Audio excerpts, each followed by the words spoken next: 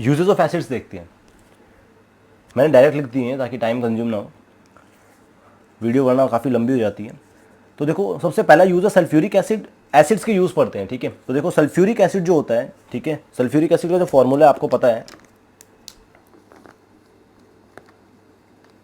H2SO4 होता है, ठीक है। तो H2SO4 जो होता है उसका यूज़ करते हैं आपकी बैटरीज जितनी भी है, ऑटोमोबाइल्स के अंदर जो बैटरीज डली होती हैं आपकी कार्स वगैरह के अंदर, वहाँ पे फर्टिलाइजर्स जो हैं आपके अमोनियम सल्फेट, ठीक है, ये आपका अमोनियम सल्फेट का फॉर्मूला है। Paints, dyes, plastics, explosives, detergents और सिंथेटिक फाइबर्स के फॉर्मेशन के अंदर, ठीक है, उसके मैन्युफैक्चरिंग के अंदर इनका यूज़ किया जाता है। किसका? सल्फ्यूरिक एसिड, आपका H2SO4, ठीक है। जैसे बैटरीज के अंदर कंसनट्रेटेड H2SO4 वगैरह ये सब डाला जाता है। नाइट्रिक एसिड है, सेम जैसे सल्फ्यूरिक एसिड है, तो नाइट्रिक एसिड और सल्फ्यूरिक एसिड का यूजेस लगभग सेम है। देखिए यहाँ पे भी फर्टिलाइजर्स में, वहाँ पे सल्फेट का था क्योंकि इसके पास में SO4 होता है तो सल्फेट, यहाँ पे नाइट्रेट होता है तो यहाँ पे देखिए अमोनियम नाइट्रेट, ठीक है। तो फर्टिलाइजर्स, एक्सप्लोजिव में TNT वगैरह जो होते हैं, डाइज और प्लास्टिक्स वगैरह के फॉर्मेशन में क्या किया जाता है, आपके इसका यूज़ किया जाता है, ठीक है। अब देखें हाइड्रोक्लोरिक एसिड है, ये आपकी ऑक्साइड फिल्म, आपकी जो स्टील ऑब्जेक्ट्स होते हैं तो गैल्वेनाइजेशन वगैरह करते हैं, वो आपको बाद में बताया जाएगा मेटल नॉन मेटल्स के अंदर अलॉय वगैरह बनाने में। वहाँ पे तो गैल्वेनाइजेशन से पहले ऑक्साइड फिल्म्स वगैरह रिमूव करनी पाइप्स वगैरह से, या फिर आपके जो बॉयलर्स होते हैं उनमें जो नीचे डिपॉजिट हो जाता है स्केल, उसको रिमूव करने में, ठीक है। और इसका और यूज़ है डाइज, टेक्सटाइल्स जो है आपके हैं, ठीक है, ये टेक्सटाइल है, टेक्सटाइल मतलब कपड़े जो आपके वगैरह जो इंडस्ट्रीज़ हैं, फूड इंडस्ट्रीज़ और लेदर इंडस्ट्रीज़ के अंदर भी इसका यूज़ किया जाता है, ठीक है। किसका? Hydrochloric acid. हाइड्रोक्लोरिक एसिड मतलब आपको पता है HCl, नाइट्रिक एसिड मतलब HNO3, समझे। चलिए कुछ और यूजेस देखिए, तो देखिए दो और हैं। Phosphoric acid is the key ingredient in many soft drinks, ठीक है। कुछ सॉफ्ट ड्रिंक्स जो होती हैं उनके अंदर फॉस्फोरिक एसिड होता है। फॉस्फोरिक एसिड का फॉर्मूला होता है आपका H3PO4, ठीक है। और विनेगर, विनेगर आपको पता है एसिटिक एसिड, देखिए dilute solution of acetic acid है ये, ठीक है। विनेगर आपके घरों में यूज़ करते हैं, सिरका, ठीक है। तो विनेगर, एसिटिक एसिड मतलब CH3COOH, ठीक है। आपके बहुत सारे हाउस होल्ड एप्लीकेशंस में यूज़ किया जाता है, फूड प्रिजर्वेशन में भी इसका यूज़ किया जाता है, ठीक है, विनेगर का।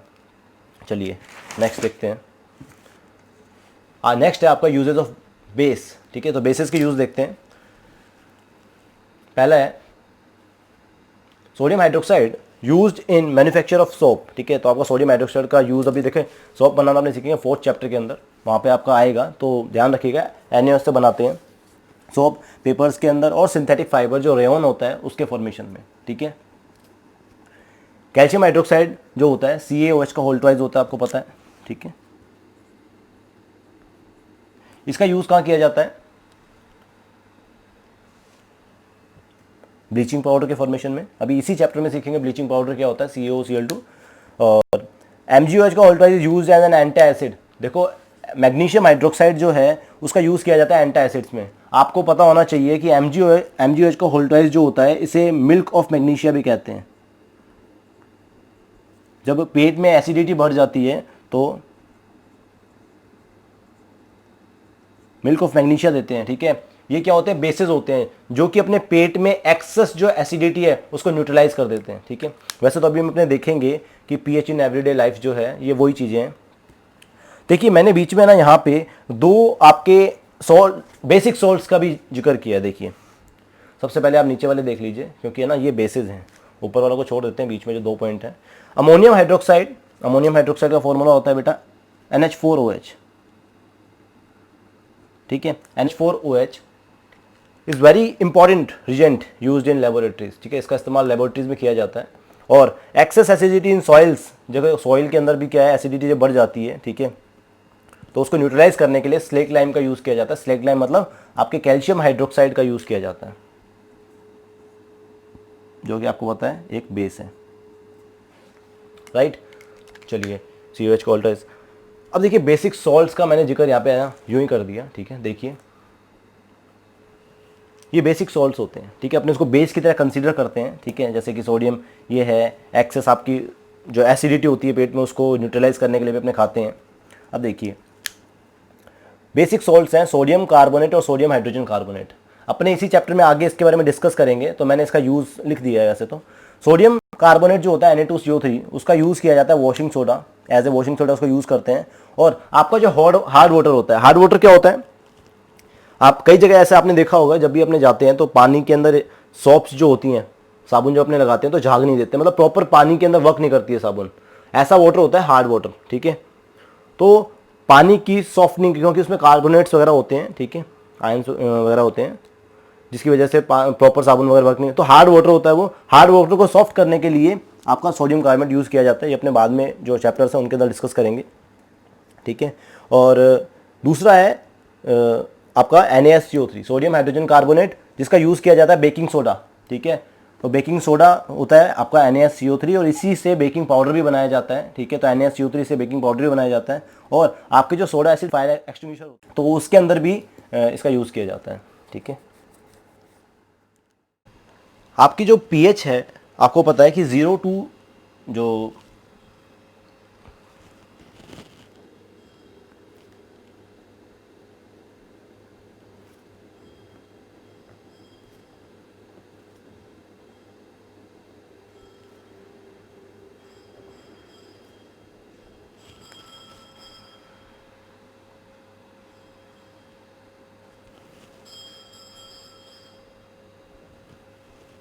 देखिए, आपको बताया था, पहले भी बताया गया था, ये जो होता है बहुत ज़्यादा एसिडिक होता है। ठीक है, एसिडिक, ठीक है, बहुत ज़्यादा एसिडिक होता है। आपको पता है इस साइड जाते जाएंगे 7 से तो वो एसिडिटी बढ़ती जाती है। ठीक है, एसिडिक होता जाता है मीडियम बहुत ज़्यादा। ये हो गया आपका न्यूट्रल,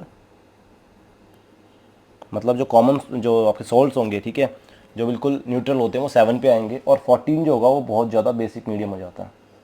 राइट, ठीक है, तो ध्यान देंगे आपकी जो pH वैल्यू होती है वो वेरी करती है। ठीक है, डिफरेंट जो आपके सब्सटेंसेस होते हैं, ठीक है, जो आपके कॉमन सब्सटेंसेस हैं उनकी बात कर लेते हैं, थोड़ा सा डिस्कस कर लेते हैं कि कॉमन सब्सटेंसेस की pH कौन क्या क्या होती है। ठीक है, तो देखिए अपन ने पहले डिस्कस किया था कि जितने भी एसिड्स होते हैं, ठीक है, आपके जैसे कि मान लीजिए कंसनट्रेटेड हाइड्रोक्लोरिक एसिड है, ठीक है, तो आपका HCl वगैरह जो है उसकी 0 के आसपास होती है। ठीक है, थोड़ा गैस्ट्रिक जूसेस जो आपके पेट में जो जूसेस होते हैं, ठीक है, जैसे पेट में गैस HCl वगैरह होता है, ठीक है, वहाँ पे मतलब आपकी जो pH होती है वो अप्रॉक्स 1.4 हो जाती है। ठीक है, वो बढ़ती जाती है डिफरेंट थोड़ा थोड़ा, जितना ज़्यादा मतलब एसिडिक होगा उतनी आपको पता है pH कम होती जाएगी, तो HCl की 0 होती है। ठीक है, लेमन जूस वगैरह जो होते हैं, विनेगर वगैरह होती है, लेमन जूस वगैरह, तो उसके हो गई आपकी 2.4 के अप्रॉक्स। विनेगर है, इसकी 4 के आसपास होती है। ठीक है, सॉफ्ट ड्रिंक्स है,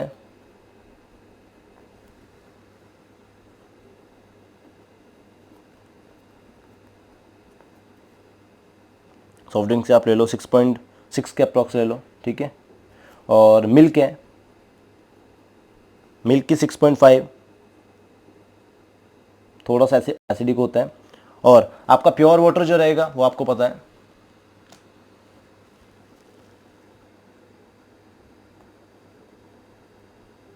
प्योर वाटर कहाँ पे आता है, 7 पे आता है।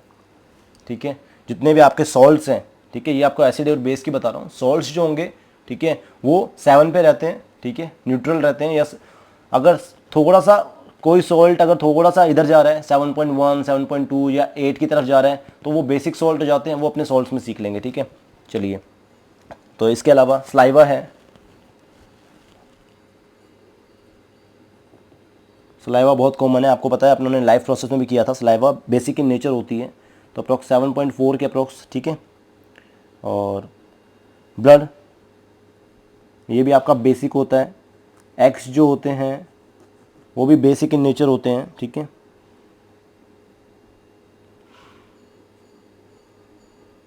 सेवन पॉइंट 8 ये अप्रॉक्स बेसिक रहती है। बहुत इंपॉर्टेंट है टूथपेस्ट, अभी अपने सीखेंगे इसके बारे में। ठीक है, ये भी बेसिक इन नेचर होता है। क्यों होता है, रीज़न आपको पता है, डेंटल कैरीज वगैरह प्रिवेंट करने के लिए, वो भी अपन डिस्कस कर लेंगे।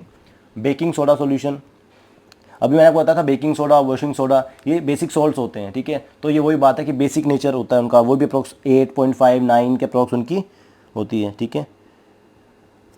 और सोडियम आपका जो कंसनट्रेटेड, अगर मान लीजिए NaOH ले लें, कंसनट्रेटेड NaOH ले लें, तो आपको पता है उसकी 14 होती है, ठीक है ना।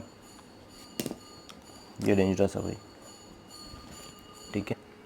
चलिए, तो ये हो गया आपका पीएच रेंज, ठीक है। कुछ कॉमन जो सब्सटेंसेज है उनकी। अब देखिए बेटा, ये पीएच रेंज जो होती है ना, मैंने आपको दोबारा से ये टॉपिक क्यों लेके आया हूँ, क्योंकि देखो आपके नॉर्मल इंडिकेटर्स मैंने आपको पढ़ाए थे, ठीक है। आपके कॉमन इंडिकेटर्स आपको मैंने पढ़ाए थे। तो कॉमन इंडिकेटर्स में क्या था, अगर मान लो लिटमस पेपर का मैं इस्तेमाल कर रहा हूँ, तो लिटमस पेपर क्या करता है, आपको पता है कि जो ये एसिड और बेस है, ठीक है, एसिड को ब्लू टू रेड कर देता है, ठीक है। आपका जो लिटमस है वो ब्लू से रेड में कन्वर्ट हो जाता है, ठीक है, रेड।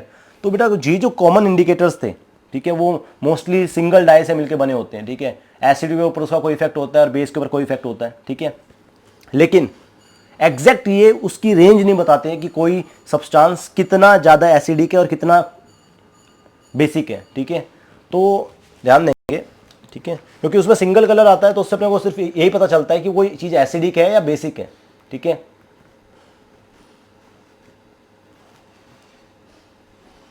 देखें,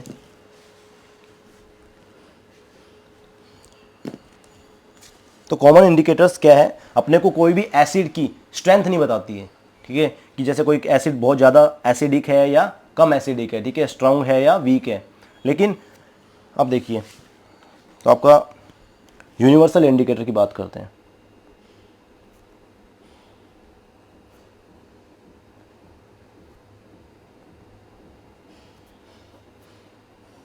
देखो यूनिवर्सल इंडिकेटर क्या है, ये यूनिवर्सल इंडिकेटर्स जैसे लिटमस था, लिटमस क्या है, कॉमन इंडिकेटर है, ठीक है। ये बता सकता है कि एसिडिक है या बेसिक है, ठीक है, वो कॉमन इंडिकेटर्स थे, फिनोल्फथालीन वगैरह। लेकिन यूनिवर्सल इंडिकेटर्स क्या होता है, ठीक है, ये अपने को बताता है कि कोई भी जो सब्सटेंस है वो कितना, हाउ एसिडिक और basic,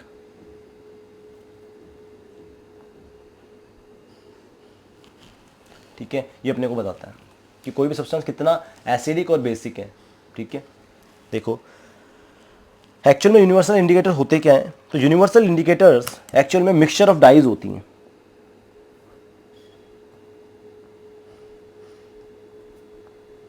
mixture of many different indicators. मतलब आप ये मान लो यूनिवर्सल इंडिकेटर के अंदर कई सारे इंडिकेटर्स जुड़े होते हैं, ठीक है। कई सारे इंडिकेटर्स का मतलब डिफरेंट डिफरेंट डाइज, ठीक है ना, ऑफ मैनी डिफरेंट इंडिकेटर्स या डाइज, ठीक है, सिंपल लिख देते हैं डिफरेंट डाइज। मतलब कई सारी कलर्स का, कई सारे कलर्स का मिक्सचर होता है, तो जो कि डिफरेंट डिफरेंट पीएच पे डिफरेंट डिफरेंट कलर प्रोवाइड करेगा, ठीक है ना। विच गिव्स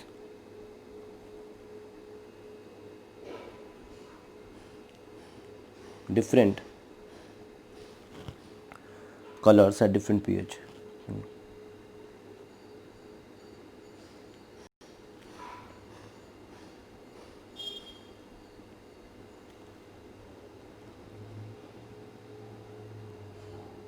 डिफरेंट पीएच, ठीक है।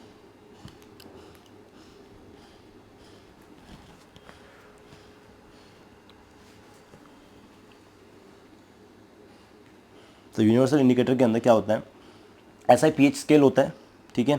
और इसी के ऊपर मैं बना देता हूँ, बार बार बनाना नहीं पड़ेगा, ठीक है। इसी के ऊपर देखिए, यूनिवर्सल पीएच इंडिकेटर में क्या करेंगे, जैसे मान लीजिए यहाँ से चालू होता है 7 से, ठीक है। तो 7 वाला क्या होगा बेटा, ग्रीन। 7 वाला क्या होगा, ग्रीन। 14 वाला क्या होगा, बहुत ज़्यादा ब्लू हो जाएगा, ठीक है, वायलेट हो जाएगा, बिल्कुल वायलेट। इधर वाला बिल्कुल रेड हो जाएगा, ठीक है, 0 पे। अब देखिए इसके बीच के जितने भी कलर्स हैं वो डिफरेंट डिफरेंट डिफरेंट हल्का होता जाएगा। जैसे एग्जांपल डार्क रेड, ठीक है, बिल्कुल 0 पे क्या आ जाएगा, डार्क रेड कर दो आप।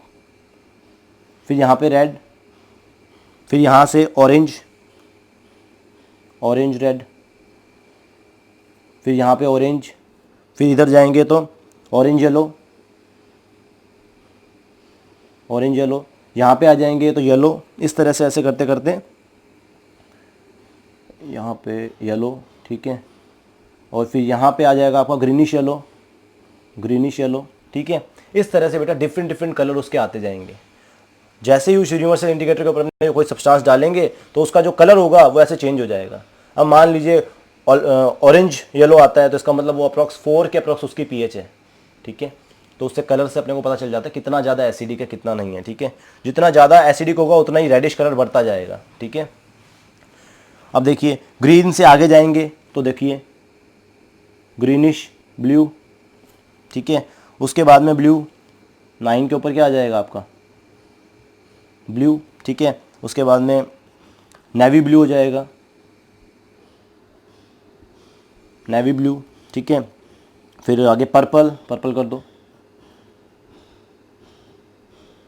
पर्पल के बाद में डार्क पर्पल कर दो,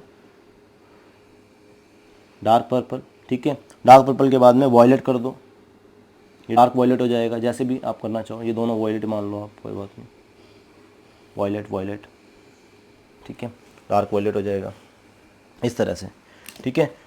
तो ये डिफरेंट डिफरेंट कलर रेंज होती है किसकी, यूनिवर्सल इंडिकेटर्स की, ठीक है। मैं यहाँ पे लिख देता हूँ ताकि याद आपको समझ आ जाए, यूनिवर्सल इंडिकेटर, ठीक है। चलिए तो ये आपके यूनिवर्सल इंडिकेटर, ठीक है, जो डिफरेंट डिफरेंट डाइज हैं, डिफरेंट डिफरेंट उसके ऊपर डिफरेंट डिफरेंट कलर प्रोवाइड करते हैं, ओके। चलिए अब आपका जो इसमें लास्ट अगला जो टॉपिक है, ठीक है, बेसिस वगैरह के अंदर अपने जो है एसिड और बेस का, सॉल्ट्स अपने अभी करेंगे।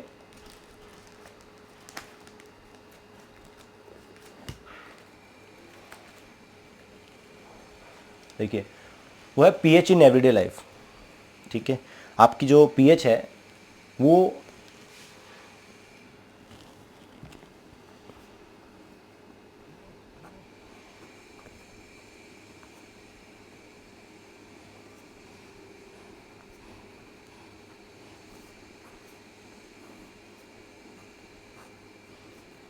देखिए बहुत इंपॉर्टेंट टॉपिक है पीएच इन एवरीडे लाइफ, ठीक है। आप है ना डेली इस चीज़ का इस्तेमाल करते हो, एसिडिक और बेसिक जो चीज़ें हैं न्यूट्रलाइज करने का जो है इफेक्ट, वो आप डेली आसपास देखते हो, ठीक है। जैसे एग्जांपल स्टार्ट करते हैं। देखिए जब भी छोटे से छोटे एग्जांपल से समझते हैं, बहुत आपको वैसे बता दिया गया है। सबसे पहली चीज़, ठीक है, जब आपके स्टमक में क्या होता है, तो पीएच इन डाइजेस्टिव सिस्टम, ठीक है। आपके स्टमक के अंदर क्या होता है, HCl होता है, ठीक है, डाइजेस्टिव जूस होता है, ठीक है, जो कि होता है एसिडिक, ठीक है। और जब ये एक्सेस हो जाता है, ठीक है, HCl का एक्सेस सिक्रेशन होता है तो आपके पेट में हो जाती है क्या,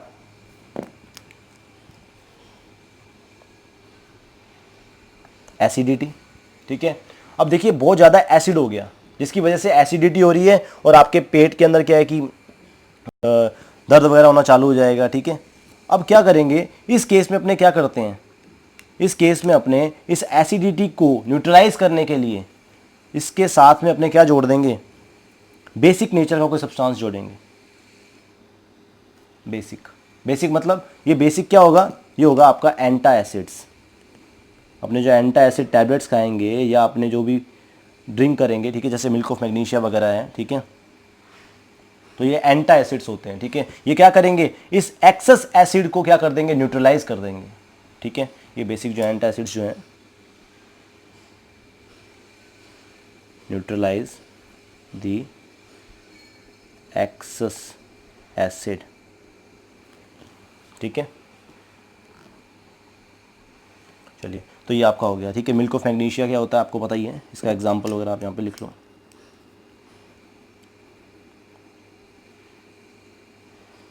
मिल्क ऑफ मैग्नीशिया, इसमें MgOH का होल्टवाइज होता है आपका, ठीक है। चलिए, सोडियम हाइड्रोजन कार्बोनेट जो आपको देखो बेकिंग सोडा है वो भी, उसमें भी एंटासिड का इस्तेमाल करते हैं, सोडियम हाइड्रोजन कार्बोनेट, ठीक है, ये आपका बेकिंग सोडा।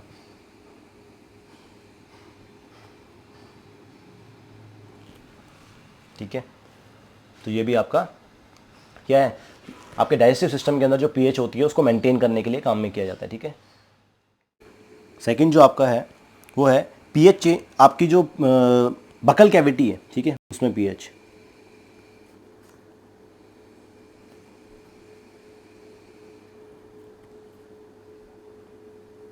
बकल कैविटी में समझते हो, आपका मतलब जो पीएच है, उसी जो पीएच चेंज हो जाता है उसी की वजह से आपके क्या होता है, टूथ डिके होता है। ठीक है, तो अब यहाँ से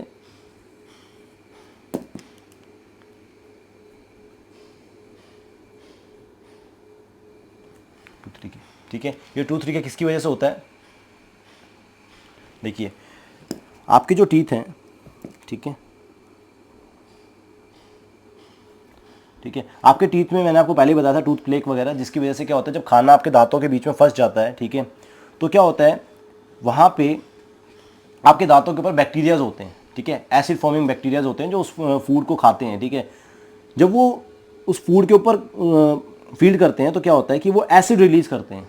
ठीक है, और जब वो एसिड रिलीज़ करते हैं तो आपका जो टीथ है उसका जो इनेमल पार्ट होता है, ठीक है, यहाँ से आपकी जो नर्व्स वगैरह हैं, वेन्स वगैरह हैं, आपकी डेंटाइन वगैरह में क्या जा रही हैं, इस तरह से आप मान लीजिए, तो क्या होगा, ये जो एसिड्स हैं ये आपके क्या करते हैं, ये एसिड इस तरह से आपके दांतों का जो इनेमल होता है, ठीक है, पीएच बढ़ जाती है तो आपके दांतों का जो इनेमल होता है, खाने के बाद में जो एसिड फॉर्मिंग जो बैक्टीरियाज हैं वो एसिड रिलीज़ करते हैं, जिसकी वजह से धीरे धीरे आपकी जो है टूथ में धीरे धीरे इस तरह से गैप बनना चालू हो जाता है। ठीक है, इसी को अपने बोलते हैं टूथ डिके, दांतों का ख़राब होना, समझे, तो धीरे धीरे दांत ख़राब हो जाएंगे, टीथ्स आपके, और फिर जब अपने कोई भी चीज़ ठंडा या गर्म खाएंगे तो अपनी जो नर्व्स होती है उन तक वो पहुंचना चालू हो जाएगा, क्योंकि ऊपर की जो कवरिंग है उसमें छेद हो गए हैं, ठीक है, इनेमल के अंदर, इसीलिए क्या होता है, इसको बोलते हैं टूथ डिके। ठीक है, किसकी वजह से होता है, एसिड फॉर्मिंग बैक्टीरियाज, ठीक है, एसिड फॉर्मिंग बैक्टीरियाज की वजह से। अब देखिए, इसीलिए बोला जाता है कि जब अपने खाना खाते हैं, खाना खाने के जस्ट बाद में क्या करना चाहिए, अपने को ब्रश करना चाहिए। क्यों? क्योंकि अभी अपनों ने डिस्कस किया था क्या, कि आपकी जो टूथपेस्ट होती है, ठीक है, वो क्या होती है, बेसिक इन नेचर होती है। ठीक है, बेसिक होती है तो ये क्या करती है, इस एसिड को न्यूट्रलाइज कर देती है। ठीक है, जिसकी वजह से क्या है, आपके दांत खराब नहीं होते हैं, टूथ डिके नहीं होता है, समझ गए। तो टूथ डिके का जो रीजन है वो होता है एसिड। ठीक है, एसिड, और एसिड के ऊपर ये बेस क्या करता है, रिएक्ट करता है। ठीक है, तो इसीलिए क्या है, टूथपेस्ट वगैरह आपको करना चाहिए। ठीक है, तो हमेशा खाने के बाद में क्या करना चाहिए आपको, टूथपेस्ट करना चाहिए। ठीक है, ब्रश करना चाहिए। तीसरा जो पॉइंट है, देखिए आपके एवरीडे लाइफ के अंदर जो तीसरा पॉइंट है वो आपने देखा होगा, अपने जो प्लांट्स हैं या कोई भी अपने एनिमल्स हैं, ठीक है, वो पीएच के लिए सेंसिटिव होते हैं। ठीक है, अपनी एक रेंज होती है, उस पीएच में अपने सर्वाइव कर पाते हैं। ठीक है, छोटे एनिमल्स जो होते हैं अगर उनकी पीएच चेंज होती है तो वो मर ही जाते हैं, अपने तो मल्टी सेल्यूलर है। ठीक है, इसलिए अपने सर्वाइव कर जाते हैं नॉर्मल थोड़ी बहुत पीएच के अंदर। चलिए, तो सबसे पहले सॉइल पीएच जो होती है प्लांट्स के लिए, ठीक है, तो आप लिख देते हैं third point, plants and animals are sensitive to pH।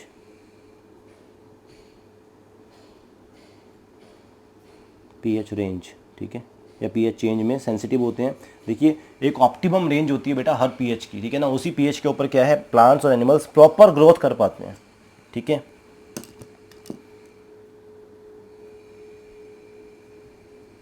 Optimum for growth, optimum मतलब उनके लिए बिल्कुल सही होनी चाहिए। ठीक है, पीएच रेंज ऑप्टिमम होगी तो ग्रोथ कर पाएंगे। ठीक है, अब ध्यान दें, कई बार क्या होता है, सॉइल जो होती है, ठीक है, वो बहुत ज़्यादा एसिडिक या बेसिक हो जाती है। ठीक है, जब वो बहुत ज़्यादा एसिडिक या बेसिक हो जाती है तो प्लांट जो है वो ग्रोथ नहीं कर पाते हैं, ठीक है। उसके लिए जो एक्चुअल जो रेंज चाहिए, ठीक है, वो अप्रॉक्स 8.3 और 4 से बीच में रहनी चाहिए, ठीक है। लेकिन अगर मान लीजिए वो बहुत ज़्यादा एसिडिक वगैरह हो जाती है तो उस केस में क्या किया जाता है, देखो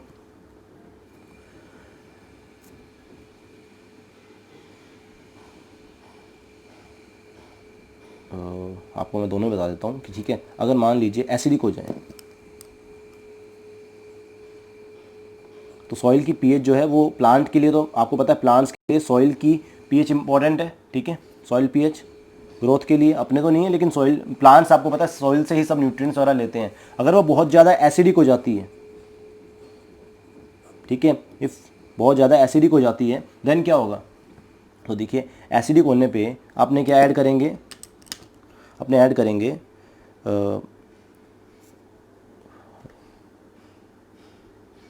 सॉरी एक्चुअल में मैं गलत बोल रहा हूँ। एक्चुअल में पीएच जब कम हो जाती है, बहुत ज़्यादा एसिडिक हो जाती है तो बेटा पीएच तो कम हो जाएगी ना, पीएच बढ़ेगी नहीं, पीएच कम हो जाती है, ठीक है।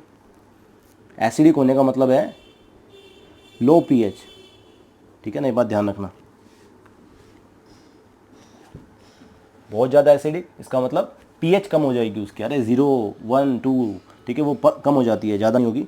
तो देखो क्या करते हैं उस टाइम पे अपने क्या करते हैं, कैल्शियम ऑक्साइड्स मतलब आपका क्विक लाइम, ठीक है, और स्लेक्ट लाइम, क्योंकि आपको पता है मेटल जो ऑक्साइड्स हैं वो बेसिक इन नेचर होती हैं, ठीक है। तो बेस का यूज़ करेंगे, कैल्शियम हाइड्रोक्साइड, स्लेक्ट लाइम का यूज़ करते हैं, ठीक है, या फिर और चॉक जो आपका कैल्शियम कार्बोनेट है उसका यूज़ भी करते हैं। चॉक ये हो गया आपका स्लेक्ट लाइम, ठीक है, ये लीजिए। तो इसका इस्तेमाल किया जाता है अगर मान लीजिए क्या हो जाए, बेसिक हो जाए,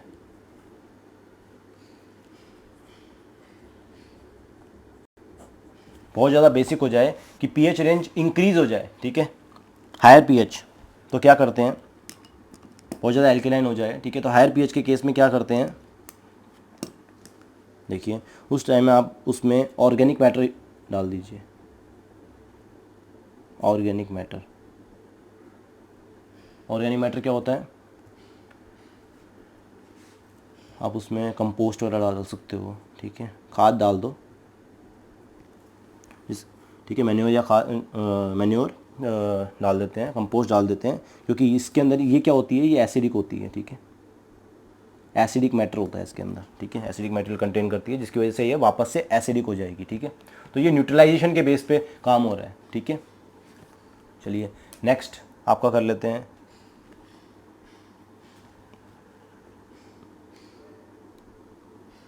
आपने देखा होगा कि अब देखिए प्लांट्स के लिए लिखा है तो एनिमल्स के लिए भी तो है। अब एनिमल्स में आपने देखा होगा कि अगर मान लीजिए एसिड रेन वगैरह होती हैं, ठीक है, तो एसिड रेन के टाइम में क्या होता है, आपके जो लेक्स वगैरह हैं उनकी जो पीएच है वो बहुत ज़्यादा बढ़ जाती है, जिसकी वजह से आपके जो एक्वेटिक एनिमल्स हैं वो मर जाते हैं, ठीक है। तो इसके लिए भी क्या करोगे, सेम आप कुछ कैल्शियम हाइड्रोक्साइड वगैरह क्या करोगे, पॉन्ड वाटर के अंदर मिला दोगे, ठीक है, जिसकी वजह से क्या होगा, एक्वेटिक जो है एनिमल्स वो बच जाएंगे, समझ गए। क्योंकि एसिड रेन्स वगैरह जो होती है, कैल्शियम कार्बोनेट वगैरह है, वो भी आप डाल दो, जिसकी वजह से क्या हो जाएगा, पानी न्यूट्रलाइज हो जाएगा, ठीक है।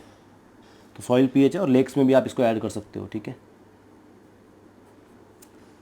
ठीक है, लेक्स में भी ऐड कर सकते हो। क्यों, क्योंकि लेक्स में जो फिशेज होती हैं वो डेड हो सकती हैं, किसकी वजह से, आपके एसिडिक इफेक्ट की वजह से, ठीक है, ये हो गया। और क्या बताया जाए आपको इसके अंदर,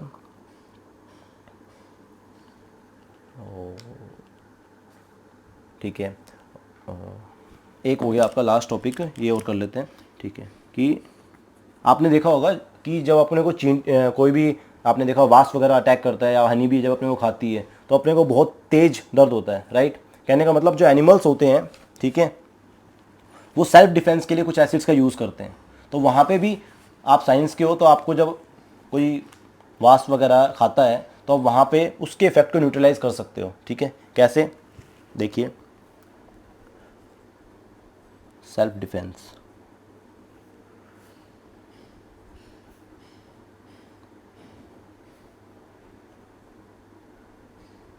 बाय एनिमल्स एंड प्लांट्स। ठीक है, अब देखिए एनिमल्स में क्या होता है,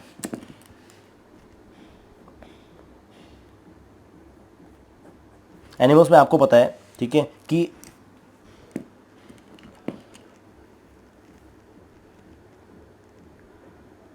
चींटी काटती है तो भी दर्द होता है। तो एंट्स का जो स्टिंग होता है उसके अंदर क्या है, ये क्या प्रोड्यूस करता है, ये करता है आपका मेथेनोइक एसिड।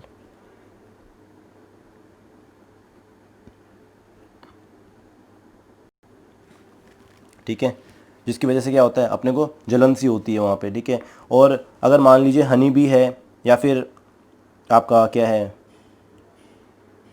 वास्प है, तो वो भी क्या कर रहा है, सेम सेम चीज़ कर रहा है क्या, कि वो आपके अंदर फॉर्मिक एसिड रिलीज़ करता है। ठीक है, तो आप लिख दीजिए यहाँ पे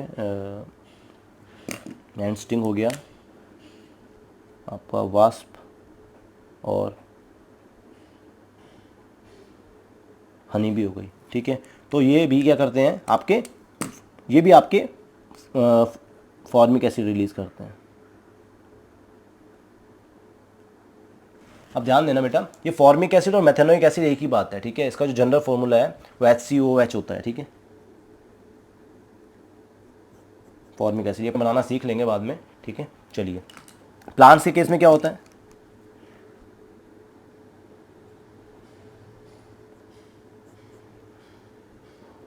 प्लांट्स के केस में देखिए आपका एक नेडल प्लांट होता है। ठीक है,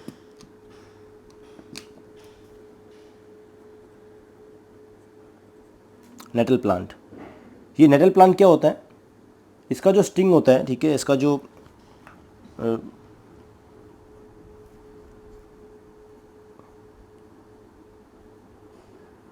हेयर, ठीक है, इसमें जो कांटे होते हैं, ठीक है, वो कांटे क्या होते हैं, जैसे ही अपने मान लीजिए नेटल प्लांट की लीव को टच करते हैं तो वहाँ पे क्या होता है, ये नेटल जो होती है इनकी, ठीक है, नेटल जो लीव्स होती हैं ये अपने अंदर क्या सेम फॉर्मिक एसिड क्या करती है, इंजेक्ट कर देती है, मतलब मेथेनोइक एसिड इंजेक्ट कर देती है, मेथेनोइक एसिड, जिसकी वजह से अपने को क्या होती है, जलन वगैरह होती है। ठीक है, बर्निंग पेन होता है वहाँ पे अपने को कि ठीक है, जलन होने लग जाती है। तो ठीक है, अपनी बॉडी में क्या हुआ, अपनी बॉडी के अंदर एसिड गया, तो आपको पता है जब अपनी बॉडी के अंदर एसिड जाएगा तो अपने पे इफेक्ट तो आएगा ही। ठीक है, क्योंकि अपनी पीएच चेंज हो रही है, पीएच चेंज को न्यूट्रलाइज करने के लिए अपने वहाँ पे क्या करते हैं, तो कोई भी अपने क्या कर सकते हैं,